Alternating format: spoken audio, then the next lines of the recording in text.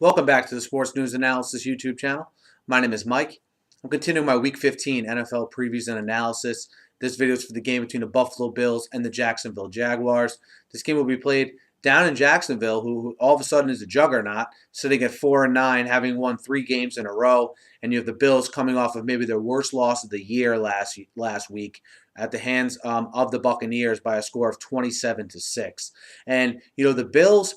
Look, the Bills, that game surprised me last week. Not that they lost to Tampa, because I think Tampa, roster-wise and with how they're playing lately, is certainly a better team than the Bills. It was the way they lost, and most notably 2 things. One, they couldn't run the ball at all on Tampa, and secondly, how bad E.J. Manuel played. I mean, threw 4 interceptions, and this is a guy who had his previous 2 games against Atlanta and the Jets had played really well. So I was thinking maybe he was on the, sort of on the come, on the ascension to maybe having a good last half of the season here.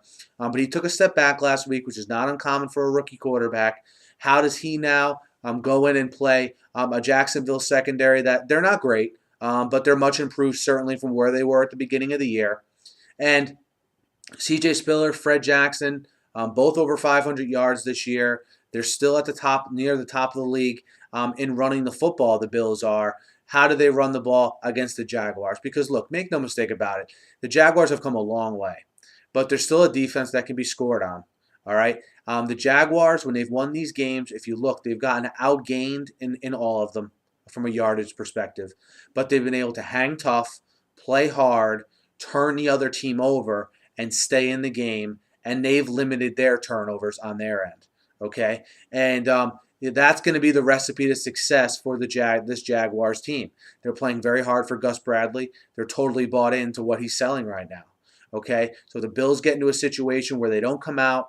Right away playing well. This thing could snowball on them, and they could become Jacksonville's 4th victim in a row here.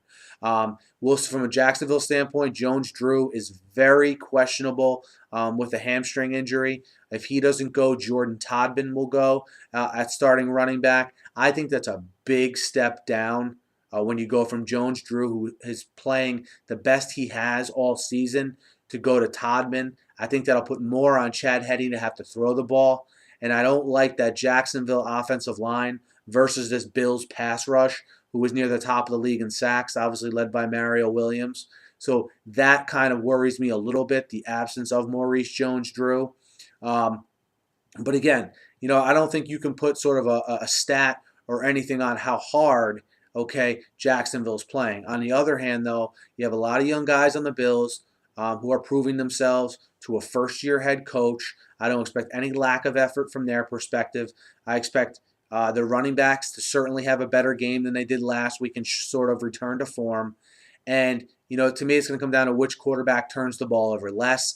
And I think that's going to be the quarterback who's put in the less vulnerable situations. And I think in this one, because of the running game, it's going to be E.J. Manuel. He does enough. Chad Henne turns the ball over because of the lack of any running game. The defense doesn't get the turnovers they need to win. So I actually like the Bills -2 on the road to win this game. Guys, let me know what you think. Hit me up in the YouTube comments.